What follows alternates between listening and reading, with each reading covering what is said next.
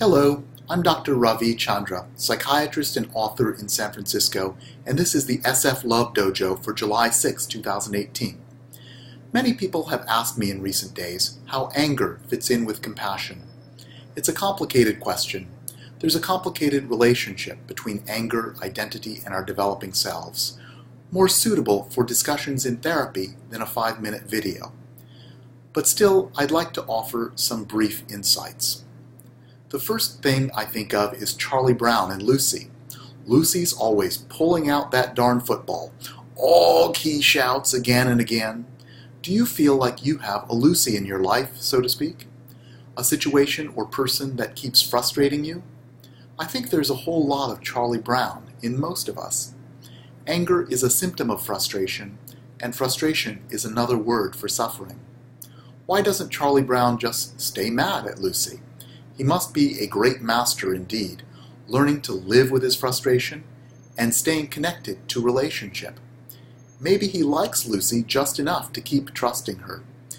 Maybe Lucy is nice in plenty of other ways to good old Charlie Brown. I don't mean to trivialize anger.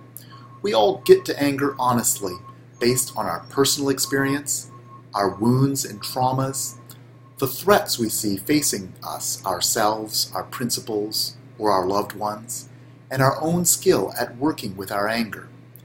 But anger is what we experience on the surface. We can ask ourselves, what's going on underneath? We can explore that question with kindness. Do we have a need for belonging, understanding, respect, or identity that's not being met? How can we meet that need? To what extent is our anger self-centered?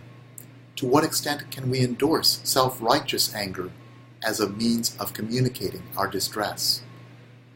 To what extent do we use anger as a strategy of revenge or getting back at the Lucys in our lives?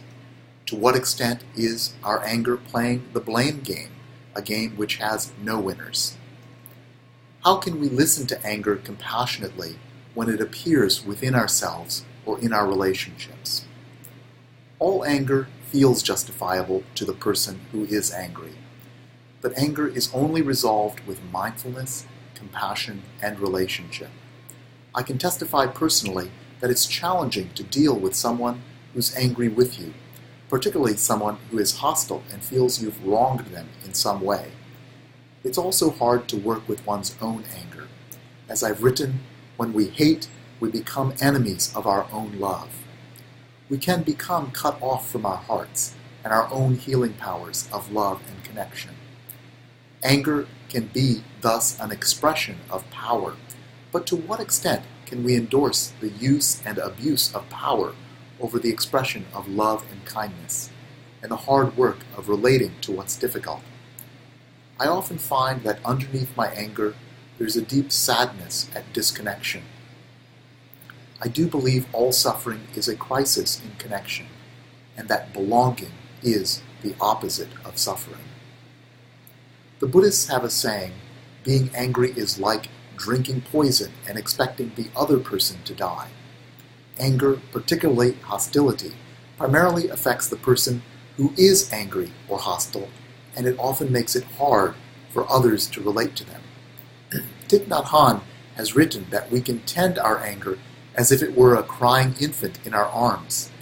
How would we speak to and soothe that dear child, our inner child?